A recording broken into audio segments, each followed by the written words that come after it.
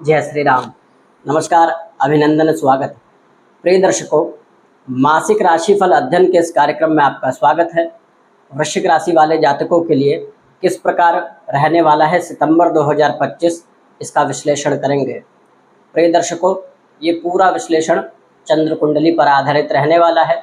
इस वीडियो के माध्यम से मैं आपको बताऊंगा कि सितंबर महीने में किन किन क्षेत्रों में आप प्रयास करेंगे तो आपके प्रयास फलीभूत होंगे और किन किन क्षेत्रों में आपको सचेत रहना है, बचाव रखना है। साथ में वीडियो के अंत में एक मासिक उपाय भी आपको बताऊंगा। तो आइए प्रारंभ करते हैं। सबसे पहले हम जानेंगे सितंबर महीने में किन किन ग्रहों के राशि परिवर्तन होने हैं। तो प्रिय दर्शकों, 9 में से 4 ग्रह बदलाव की दिशा में रहेंगे। 4 ग्रहों का राशि परिवर्तन होगा। सबसे पहले मंगल, जो आपकी राशि के स्वामी हैं, वृश्चिक राशि वाले जातकों के मंगल का राशि परिवर्तन होगा। 13 सितंबर को मंगल कन्या राशि से निकलकर तुला राशि में प्रवेश कर जाएंगे।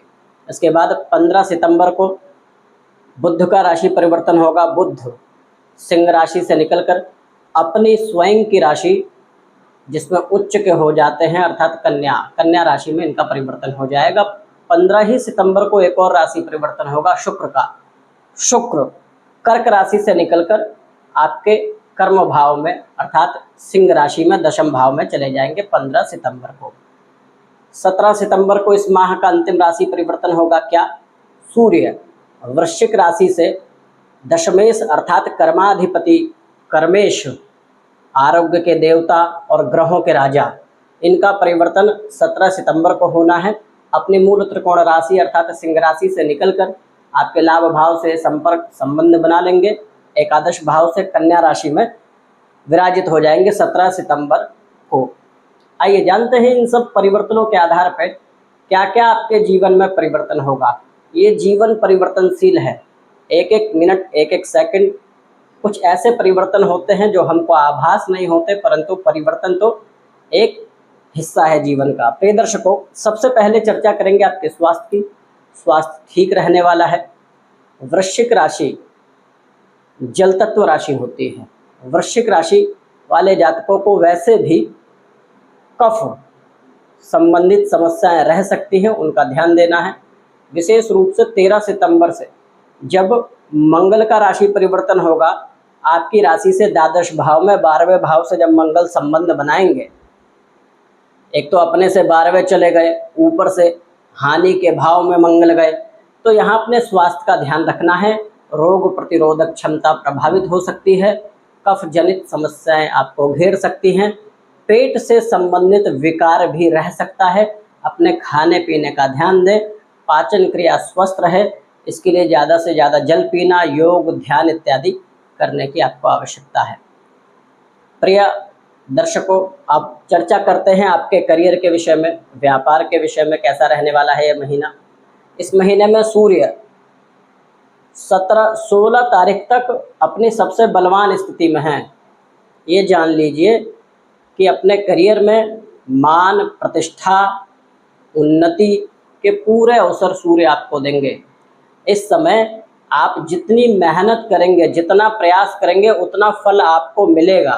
कारण ये भी है कि आपके नवम भाव से 15 सितंबर तक शुक्र का संबंध है। चंद्रमा के घर में शुक्र हैं, सर्वाधिक शुभ ग्रह हैं। नवम में शुक्र का संबंध, साथ में सूर्य आपके दशम में बलवान स्थिति में रहने वाले हैं। तो 15 सितंबर तक जो स्थिति रहने वाली है, जान लीजिए 16 सितंबर तक आपके पक्ष में रह सकती है पूरी स्थिति। करियर में सकारात्मक बदलाव, उन्नति के योग, पदोन्नति के चांसेस मिलना, साथ में सबसे अच्छी बात यह है कि सामाजिक प्रतिष्ठा में वृद्धि हो सकती है। कोई कॉम्पिटिटिव परीक्षा यदि दे रहे हैं या आपने दिया हो, रिजल्ट आने वाला हो सकता है आपके हक में चला जाए, आपके पक्ष में रिजल्ट जाए। शासन प्रशासन से भी पूरा लाभ आपको इस अवधि में मिल सकता है। 15 सितंबर के बाद की जो स्थिति है, यहाँ क्या ध्यान देना है। स्वास्थ्य का ध्यान तो हमने बता दिया कि आपको 13 सितंबर के बाद पूरे महीने अपने स्वास्थ्य के प्रति सचेत रहना है। परंतु करियर में 15 सितंबर के बाद जो बदलाव हो रहा है, बुध जो लाभ भाव में आपके सर्वाधिक बली हो जाएंगे 15 सितंबर को। शुक्र का संबंध आपके कर्म भाव से बन जाएगा। शुक्र और बुध इन दोनों का राशि परिवर्तन आर्थिक उन्नति का सूचक है। ऐसा हो सकता है कि आपने जो मेहनत अभी तक की हो, जो आपका अभी समय चल रहा है, इस समय के अनुसार आपने मेहनत तो किया है, इसमें कहीं से कोई दो राय नहीं है। अगस्त से ही सूर्य बलवान है, तो वो आपसे मेहनत, पराक्रम, परिश्रम करवा रहे हैं। उस परिश्रम का आर्थिक परिप्रेक्ष्य में लाभ मिलने की संभावनाएं बड़ी प्रबल हो जाएंगी 15 सितंबर के बाद। लाभ मिले, पैसा आए, धन आए, आप लक्ष्मीवान हो, ऐसी स्थिति बिल्कुल बन सकती है। आकस्मिक धन मिलने के भी योग बन सकते हैं कि एकदम से धन की वृद्धि हो जाए। कारण है इसका वृश्चिक राशि के अनुसार, यदि हम काल पुरुष की कुंडली से देखें तो वृश्चिक राशि के अनुसार बुध लाभेश तो हैं ही, साथ में अष्टम पति भी हैं।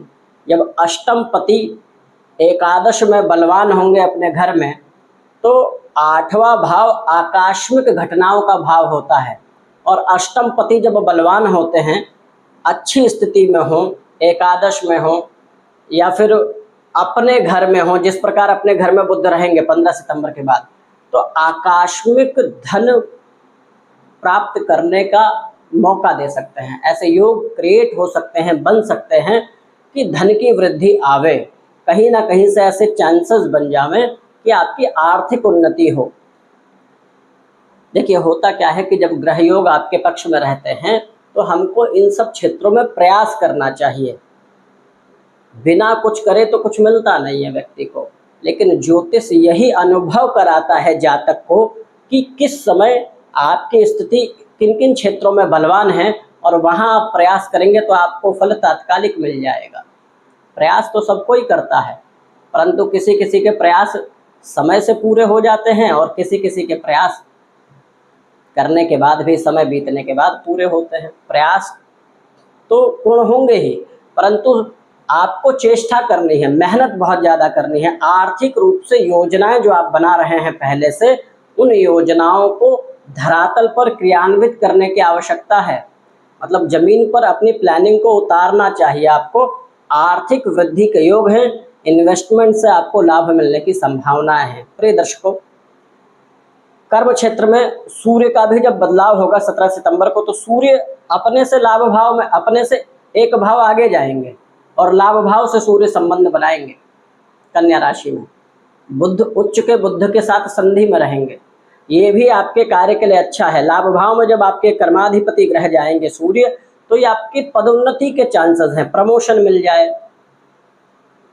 आप जहां काम कर रहे हैं, जिस नौकरी में, वहां आपकी पदोन्नति हो जावे, कुछ अच्छी रिस्पॉन्सिबिलिटी मिल जावे, आपका सम्मान बढ़ावे। व्यापार में भी उन्नति के योग हैं, अपितु व्यापार में अपने क्षेत्र जहां व्यापार करते हैं वहां से दूसरे स्थान पे, दूसरे स्थान का अर्थ ये हो गया कि स्थान परिवर्तन, जिस जिले में है, जिस जनपद में है, उस जनपद से बाहर भी कहीं आप अपना व्यापार खोलने का यदि प्रयास कर रहे हैं या उसके लिए पहले से प्रयासरत आप थे, तो ये अवधि, ये समय आपको अनुकूलता प्रदान करेगा। आपके पक्ष में वातावरण बनता दिखेगा कि आपका एक से अन्य व्यापार हो जावे और एक स्रोत से अन्य स्रोत क्रिएट हो जावे, बन जावे, कि आप उससे भी धनार्जन करने लगे। शुक्र का संबंध होगा 10वें भाव में, बहुत बढ़िया रहेगा।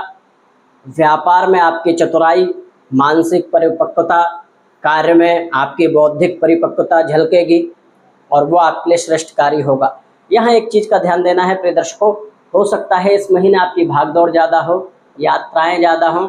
एक हो सकता है ऐसा कि यात्राएं ज़्यादा हो, तो सावधानी रखने की आवश्यकता है। साथ में मंगल द्वादश में बैठकर अपने घर को देखेंगे।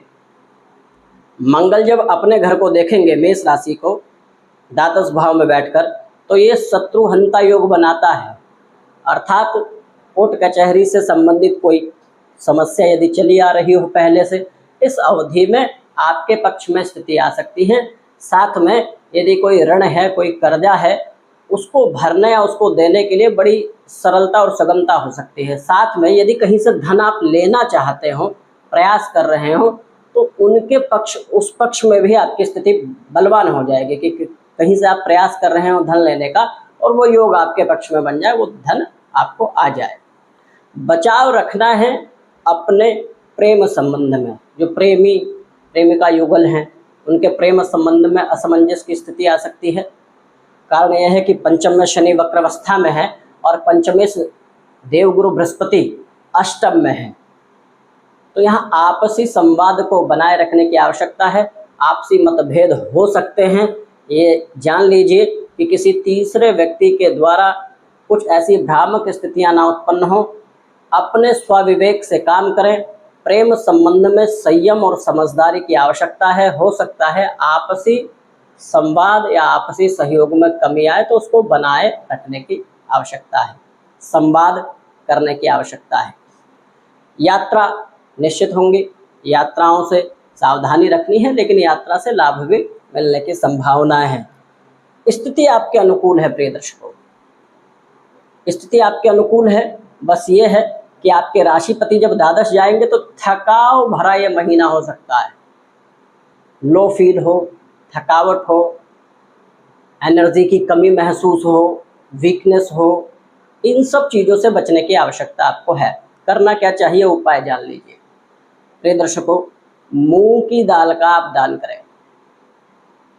साथ में इस महीने आप प्रतिदिन कर ले तो अच्छी बात है। यदि प्रतिदिन नहीं हो पावे तो मंगलवार के मंगलवार तो करें। तांबे से बने किसी भी धातु पात्र का, तांबे धातु से बने कोई पात्र का आप दान करें। तांबे का कोई बर्तन हो गया, अगर नहीं कर सकते तांबे के पात्र का दान, तो तांबे के सिक्के आते हैं, बहते हुए जल में उनको प्रवाहित करें। आपके आसपास कोई जलाशय हो, बहता हुआ स्रोत हो, उसमें आप प्रवाहित करें। यदि ये नहीं कर सकते हैं तो तांबे का धातु सिक्का आप पीपल की जड़ में, पीपल के पेड़ पर समर्पित करें, भगवान हनुमान जी का नाम लेकर। ये उपाय पूरे महीने आपके लिए कल्याणकारी रहेगा। प्रतिदिन नहीं कर सकते हैं तो मंगलवार के मंगलवार तो अवश्य करें। प्रिय दर्शकों, ये हमारा ज्योतिषीय आध्यात्मिक चैनल है। आप हमारे चैनल को सब्सक्राइब करें। वीडियो अच्छी लगती हो तो लाइक करें एवं शेयर करें। अभी के लिए धन्यवाद।